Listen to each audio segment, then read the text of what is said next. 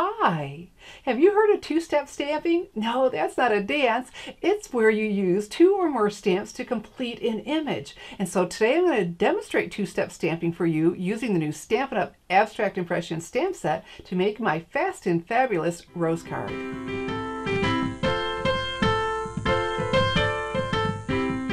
Two-step stamping is going to give our roses detail in multiple colors. I'm Shelly Godby, the owner and CEO of Stamping Smiles, and for 17 years I've been teaching others how to create their own hand stamped smiles. And it's a lot of fun watching the image get better and better with every stamp. Here's a closer view of the Abstract Impression stamp set and the coordinating Springtime Impressions Thinlits dies. Now this very well may be my absolute favorite bundle from the 2018-2019 Stampin' Up! Catalog. And that's a tall order because there are so many I'm crazy about. But roses are my favorite flowers, and look at those. Can't wait to show you how easy it is to use. And the set is so much more than roses. We've got other flowers, butterfly, and some really nice greetings. And we're not using the Springtime Impressions Thinlits today, but I wanted to show them to you because when you order the two of these together using the special bundle item number I've listed right here, you'll save 10% on both. And I have a card idea with the Springtime Impressions dies I plan to be sharing with you soon. So this is a two-step stamp set, and I want to show you something. When the first time I used them, I just put all three of the stamps on the block and didn't pay any attention to the orientation. But look, Stampin' Up! Has made it easier for us so that we get the best look we possibly can. You see that arrow? I'm turning it so it's in the upper right corner. I'm going to take it off of here, place it on my block, keeping it in that upper right corner, and then I'm turning it over, being ready to stamp so I don't accidentally rotate it. Now these two are going the opposite way, so I'm just going to turn it. There we go. And keeping that in that same direction. Whoops, here we go. That's how they go. I was trying to get ahead of myself. And this. And so when you put them back on your image sheet, do the same thing. Then you're all set for when you're ready to stamp. So this is going to give us the best look for the layering. Okay, so we're ready to stamp, and so I'm going to use Whisper White cardstock. Now this is just fabulous for stamping. It has a smooth, tight finish that keeps stamped images vibrant, so all of your stamping looks crisp and clean. And this is awesome cardstock. Once you use it, you're not going to want to use any other of the white or vanilla. All right, so what we're going to do, we are going to start with our darkest color. And what I'm doing is I'm coordinating with this paper. This is the Garden Impressions Designer Series paper. Isn't that pretty? Actually, there are quite a few in there. I chose this one. Let me just give you a quick look. Here we go.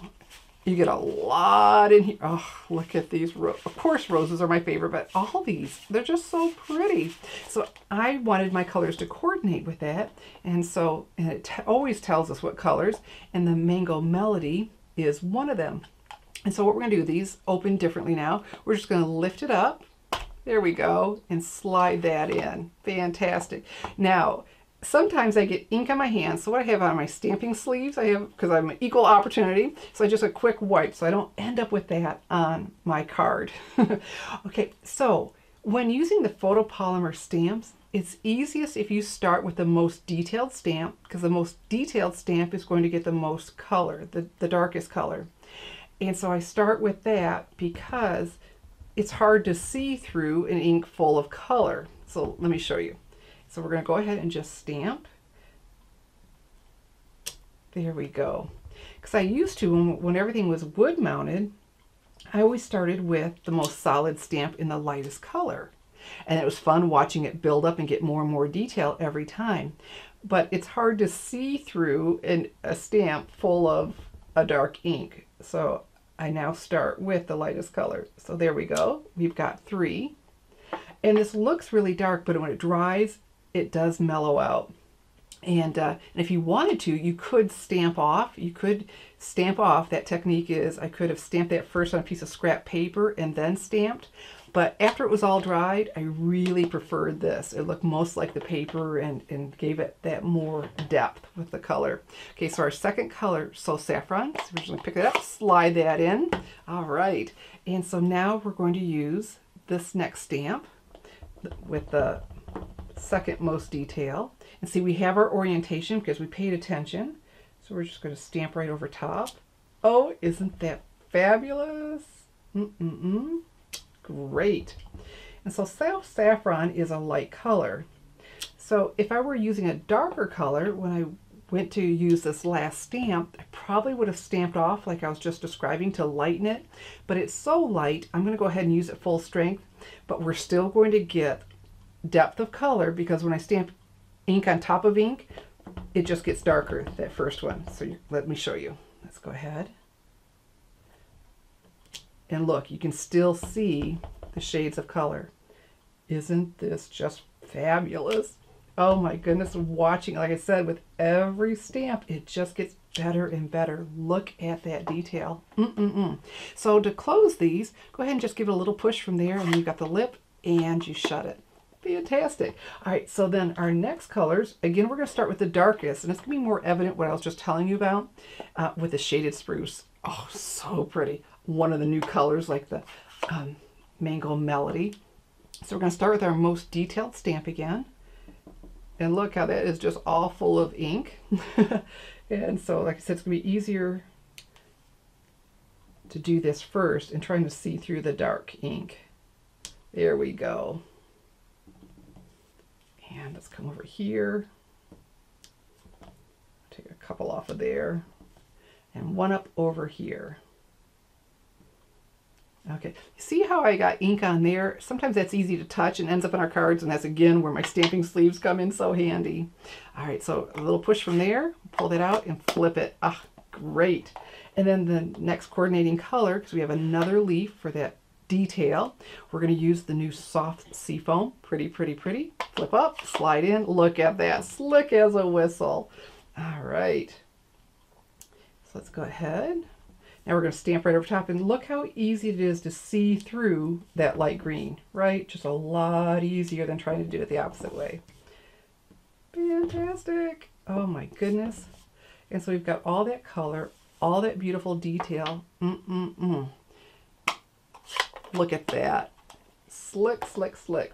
All right, and so for our greeting, we're going to use the Night of Navy, another one of the colors in our designer series paper. Oh my goodness. And then I've got here, there's so much to love about you. Let's go ahead and ink this up. And I'm not going to center it because I'm going to put some ribbon across there. So I want to come up a little bit. There we go. Oh, very nice. Isn't that a nice color combination? So that little push. Yeah. All right. And so looking at the paper, I did want to pull in another one of the colors, and that's Calypso Coral. So here's how we're going to do it, and it's going to be a great finishing touch. I've got the Pearl Basic Jewels.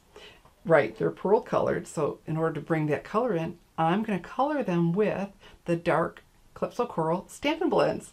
And so we can turn any of these into a color coordinated embellishment. So there we go.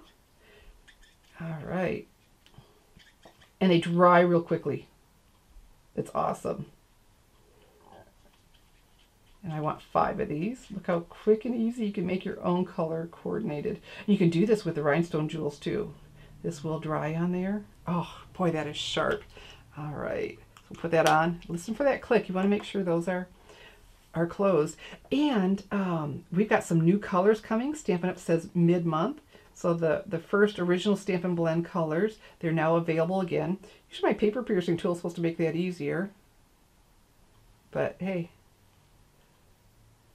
there we go. Makes it easier for my placement usually to get it up and off of there. All right, because these are teeny tiny. Oh, look at that. Pepper these around to give it that pretty color. Okay. And so Grandma always said you do things in odd numbers. So we either do 1, 3, or 5. And I wasn't quite happy with 3. It didn't feel finished. There we go. Aha, now it's cooperating. So there's 4. I liked that, but we have an even number, so Grandma said. So we're just going to come over here, and I liked how this looked. Put one close to our greeting. And these are self-adhesive. You're seeing that, right? There we go. And so once I'm happy with my placement, look, okay, will just press everywhere. Now they're adhered really, really well. So let me show you the finished card. Isn't that lovely? And so that paper is so pretty. And I'll have a link to my blog post with all the measurements and the supplies in this ribbon. This is from the metallic ribbon combo pack. Oh my goodness, goodness, goodness, that shaded spruce. So there you go. Fast and fabulous, and look at how fun it is to watch the image get more and more detail, and then with the depth of color. And see, there it is, that mango melody that looked pretty orange at first. Now that everything's dry, everything just blends together so beautifully. If you'd like to make my Fast and Fabulous Rose card, all the supplies are listed under the video and available to order now in my online store, www.shopwithshelly.com. I'm Shelly Godby, teaching you how to create hand stamped smiles. Thanks for watching.